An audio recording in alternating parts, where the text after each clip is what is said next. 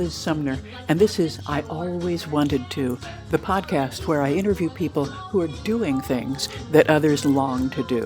What have you always wanted to try?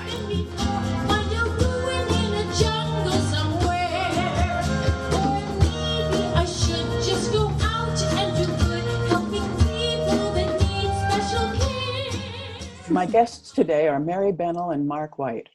Mary is the director of the Southwest Procurement Alliance in Exeter. Mark is a retired secondary school teacher teaching art and art history. Now they run a charity in northern Uganda that supports vocational training for the disabled.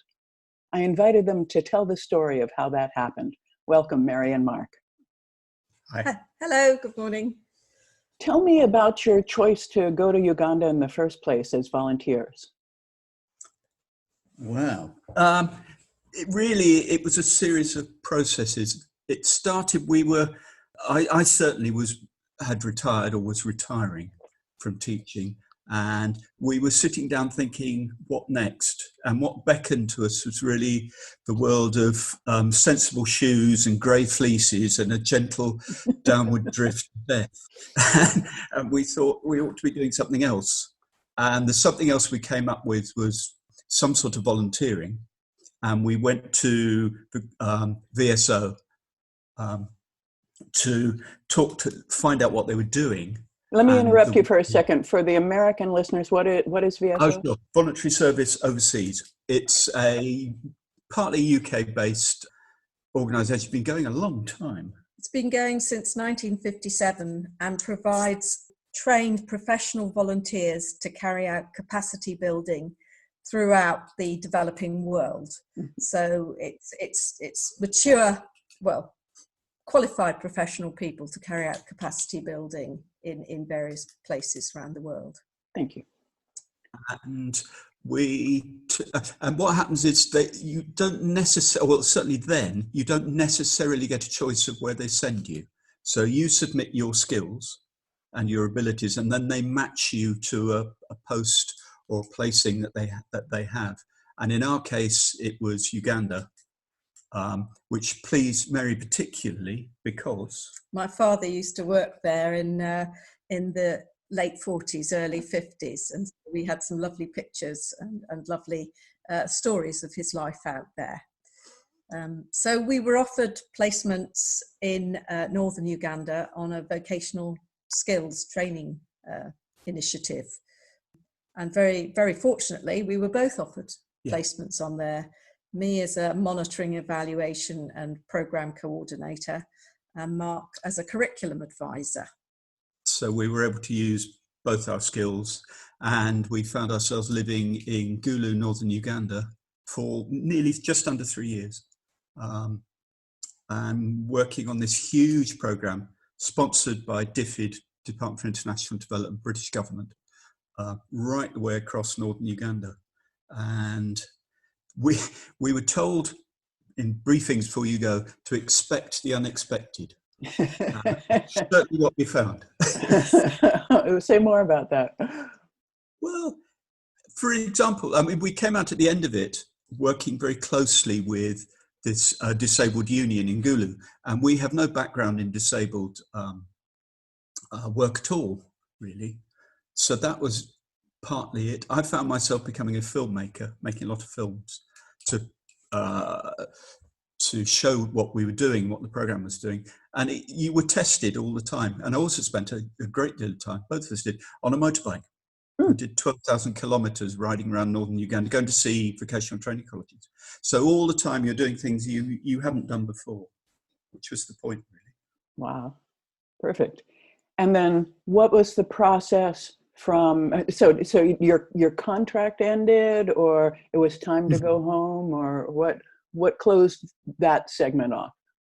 The placement was for 2 years, and we extended it for another 9 months, and could have extended it for longer, but commitments at home, relatives, we had said we weren't going away for too long, meant that really it was time to come home, and the program had ended.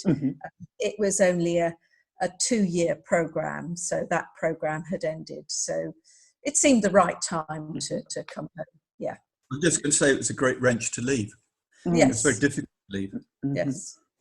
So tell me about the process that led you to begin the charity. We worked with a lot of colleges, vocational training colleges, and a lot of different organisations, a lot of people. And the ones that impressed us the most were Gulu Disabled Persons Union, because of their commitment to the students they were working with, because of the way that they delivered education, and just because they were good people and we liked them very much. And when we left, we really wanted to carry on doing something. We didn't really know what, but we wanted to carry on working with Patrick, Ajot Patrick, who's the coordinator of GDPU, and with Farouk, who was the project officer. And we gradually, with them, developed a program that we could support and that they could run, which was sort of a continuation of what we were doing before, really. The project we developed with them was to provide post-training support, business support and mentoring skills to some of the trainees who'd been on the programme we'd been working on. Part of their continuation after their vocational training was to set up small businesses, either as individuals or groups. But as we all know, setting up a small business and it being successful and sustainable is a very different thing.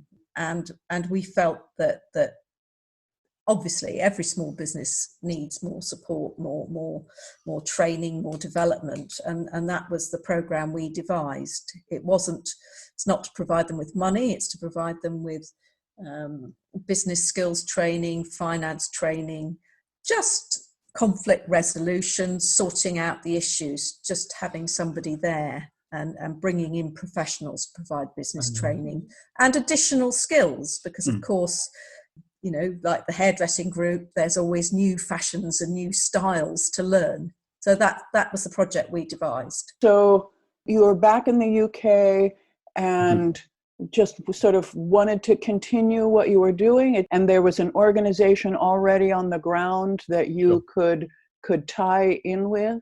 Is that what it was like? Okay. Yeah, I mean, it's important to point out, you know, we weren't going in and doing new things. We were supporting what already existed. So we were working with people who knew what they were doing. We weren't turning up and saying, you must do this. We were saying, here's something we believe in and that exists already. And we were just continuing to support it, really.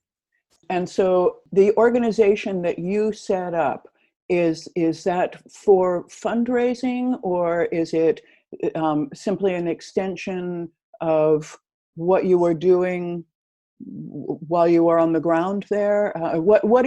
What's different about ETC of PWD now that you're back in the UK? Well, nobody was doing this support, you know, post-training support to these groups. So they would have either, some of them continued on, probably very few, or they would have all dispersed and gone back to living a life of, you know, depending on relatives and maybe doing a little bit of farming. So nobody was doing this. So we were very aware that although the project we'd been on had set up these groups, they were just being left. I see. So we identified this as a gap in the market. It was a gap that we had actually pushed for there to be further large organisational funding for, but there was none available. You know, the project had come to an end and that was it, the end of the project whilst we were there. So we felt that we could, with our very limited personal resources initially, develop, and we developed it with the people at GDPU. We developed a programme that would provide support to the 7 or 8 groups there, business groups. But we didn't, you know, at every point we developed the programme with them, and obviously they deliver the programme and are able to find the tutors and things. We couldn't do it without a partner on the ground in Uganda. So our role is to provide funding support and to provide if you like, overseeing the programme. We have monthly Skype meetings, we have monthly reports on the activities. We agree, once we've developed the programme, and it's in its phase 3 now. Wow. With different groups, we agree what the activity programme is going to be. We work on that together with the people at GDPU. You know, yes, we think that that group will need literacy training. Yes, that group will need more business training. And we develop these programs, and then they organise the delivery of it. But because we're providing the funding, we have a monthly report both on financial and activity. So I suppose we're the program managers, but not the program developers. Okay. And it's a sort of long process of discussion, really, the way it works. So, for example, there's been long discussions recently about, there's a hairdressing group in Achet. Achet is outside Gulu, quite a long way away, isolated, small village, really, town. And the hairdressers that work there, the disabled hairdressers, are doing reasonably well, but they need particularly financial training and literacy training. They can't read or write. Mm-hmm. But one of their members is deaf, Nancy, and it's how to include Nancy in the training that the others understand. And it's that sort of slow process of then thinking, well, we need, therefore, an interpreter to go out. How's that going to work? Does the interpreter go weekly? Do they go fortnightly? It's the sort of general discussion about how these things work that we get involved with. I see. Okay. One of the reasons that I invited you here is because I think you have a great story, but also I think that there probably are other people who would love to get involved in something as meaningful, but don't know how it's possible. So what advice would you give to somebody who had similar leanings, but maybe in a different form? What advice for starting, connecting with an organization that's doing worthwhile work, or starting some kind of charity? I think it's very difficult. I think in our case, because we've worked in Uganda for nearly 3 years, we knew the people. And I think you can't do it at a distance. You need to know the people. You need to be assured of their integrity, because people are very poor in Uganda, and people have a lot of commitments, and things happen very quickly. So, you know, corruption does happen, and misuse and misappropriation of funding really does happen, which is one thing. You have to have a very clear understanding of being always on top of the finances. But it's just about meeting people and understanding that it's not something you can't impose your ideas, or you have to know what's happening in the area and understand and get your direction from the people there. I mean, for example, we started the project at the very beginning by asking Farouk, the project officer, to go out to find existing groups, business groups that from the old VSO program, and just talk to them and say to these existing business people, what do you want? What do you need to get you through the next year? So we weren't only saying it must be this sort of education, it must be this sort of training. It came from the people on the ground at each step. One of the problems with charities run by people from the West is they tend to turn up with a very good idea and tell everybody what to do. And once those very well-intentioned people have left, the thing just runs away, runs into the ground. Our intention right from the beginning is to be able to make ourselves redundant quite quickly and leave something behind. And you can only do that if you're working with the people there. So as to how you'd set it up, I think the way to, if you are in the West and want to set up something, you have to go there first, talk to people, find an area, find people, maybe do some volunteering. VSO I would recommend highly. Spend some time in a place and find out what will work. And also, it's going to be slow. I mean, Our program, the VSO program, started in 2013. We're now 2019, and things are only just beginning to change for the better for quite a few of these people. There's only really significant progress in the last year or so. It's very, very slow. Poverty has long roots, and to get out of them is long. Tell me some of the successes. Tell me some of the projects that you're seeing really good results with. Well, let's think. And that's something we went back last February. We try to go every year. We went back last February with the trustees, our friends, and we went back to visit various groups. And one of the things we realized, there are groups who are set up training just mending motorcycles everywhere. There's people get around on small motorbikes, 100cc motorbikes, and they're taxis, they're everything. They're the main form of transport. So mending them is a great source of income.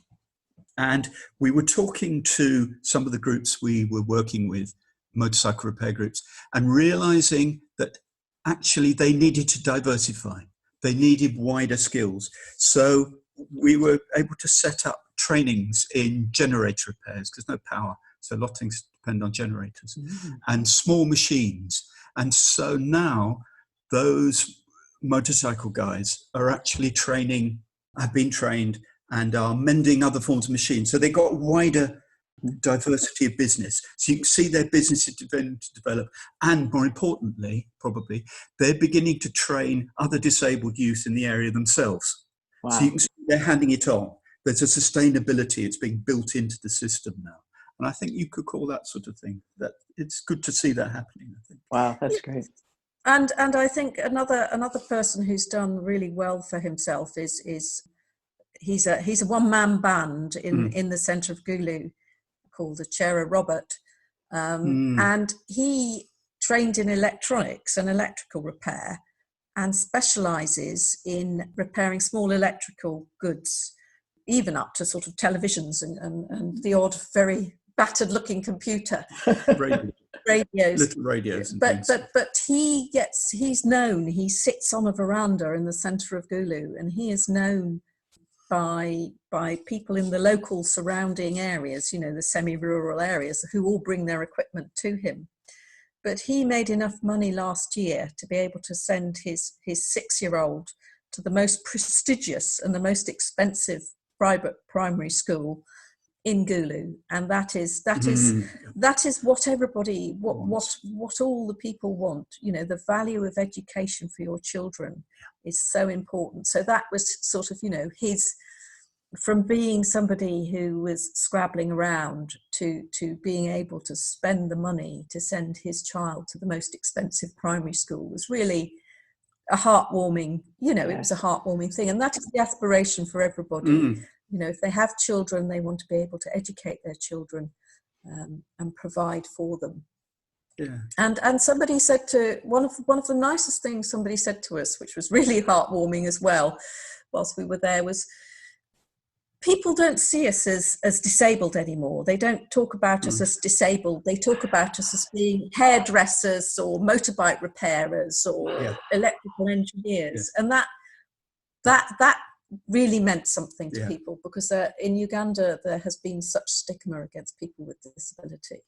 And there is huge disability from a great range of sources. And part of it is poverty, the usual diseases of poverty. Part of it, of course, is landmines from war. And then some very, very deep-seated diseases of one sort or another that we don't see in the West anymore. So there's a big range of disabilities and life events, of course. People, babies falling into the fire, that sort of thing. Awful things.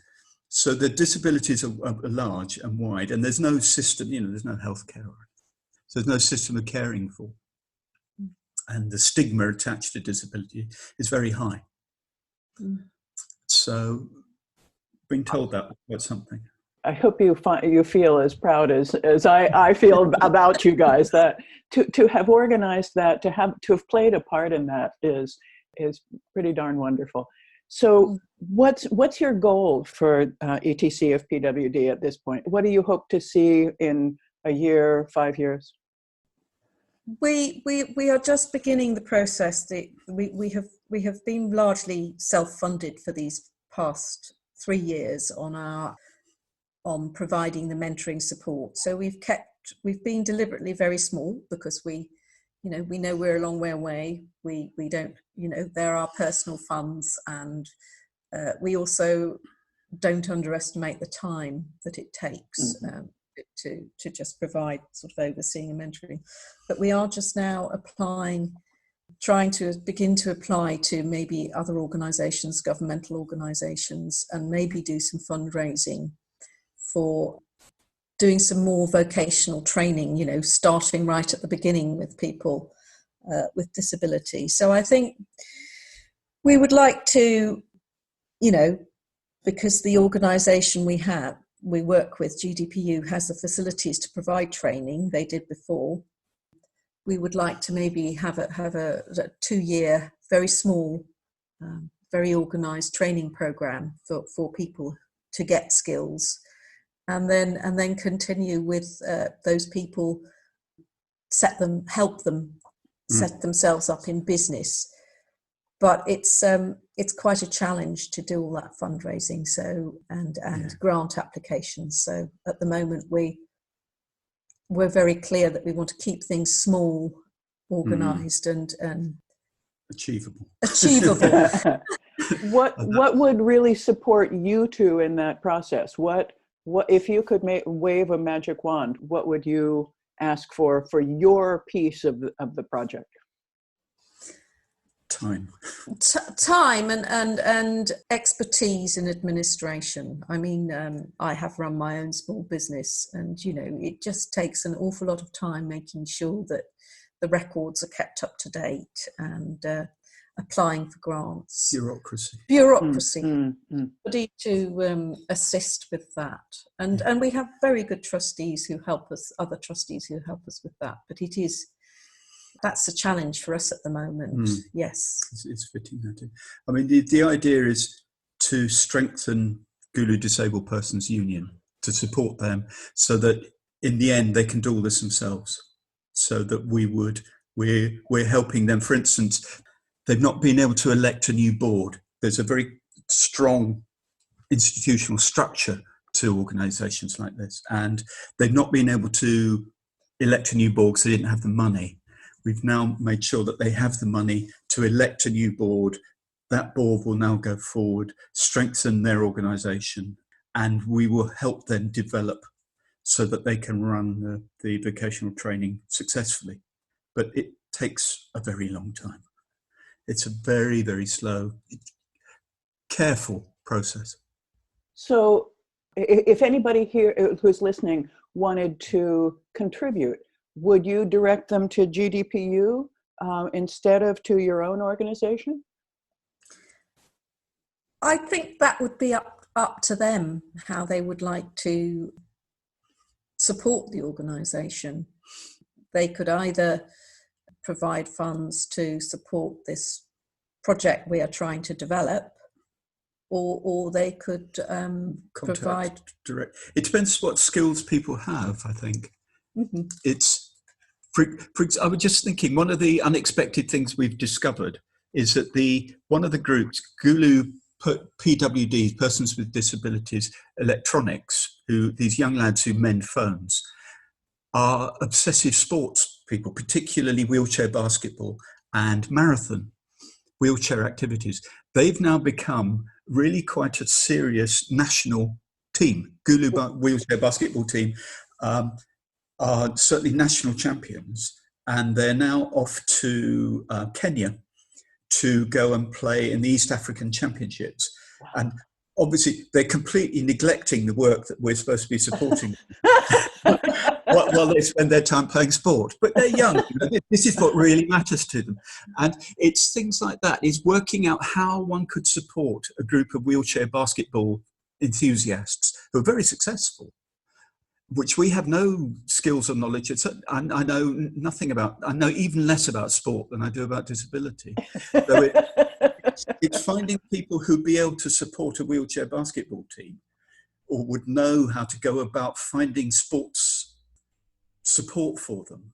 That sort of thing would be. So if there's somebody out there who knows about that sort of idea, might as well just get in touch direct. There's in fact a website, Gulu Wheelchair Basketball Team website, that a USAID have set up for them, which they could get in contact with. So it's a matter of looking at yourself really and saying, what skills do I have?